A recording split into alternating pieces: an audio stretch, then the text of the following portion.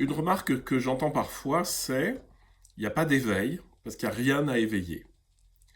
Sous-entendu, l'être pur est déjà là, déjà tout éveille, mais donc il n'y a pas quelque chose qui devrait être éveillé.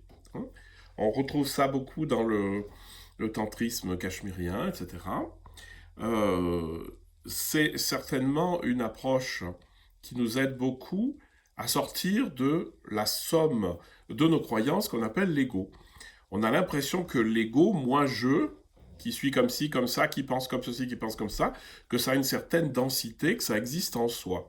Et c'est là-dessus qu'attaque cette théorie spirituelle qui dit, mais il n'y a pas d'individualité, il n'y a pas d'ego, donc l'ego ne va pas s'éveiller. Ça, c'est vrai. C'est pas l'ego qui s'éveille, c'est la somme des conditionnements de l'ego qui disparaît et qui donc qui fait émerger cette nature infinie, une, etc., dont on parle tout le temps.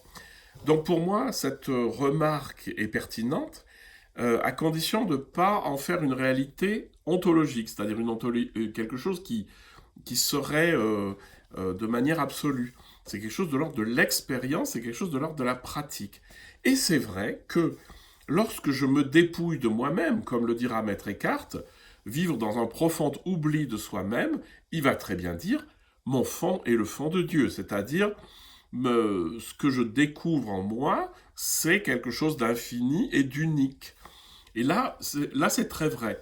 Le danger, ça serait de dire il n'y a pas d'ego du tout, c'est-à-dire de refuser à l'existence personnelle, consciente, que j'expérimente tous les jours de moi-même, de dire que ça n'existe pas.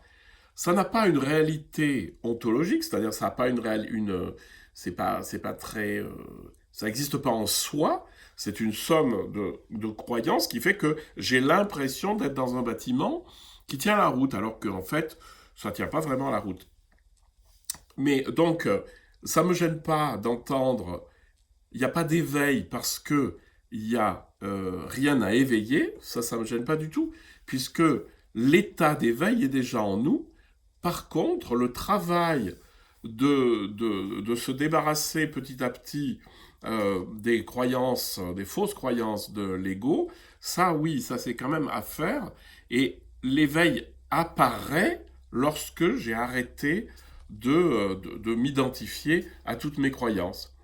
Voilà, c'est pour ça que je peux dire à la fois, il n'y a pas d'éveil parce qu'il n'y a personne à éveiller, et puis il y a aussi, quand je pars de enfin, mon existence concrète, je m'expérimente comme ego, et je m'expérimente comme quelqu'un qui a des structures, etc. Et on va juste essayer de prendre du recul par rapport à ces structures qui nous aident tout de même à vivre. Et en prenant du recul par rapport à ma structure de l'ego, évidemment, je vais accéder, comme dirait Maître Eckhart, à ce fond qui est en moi et qui est infini.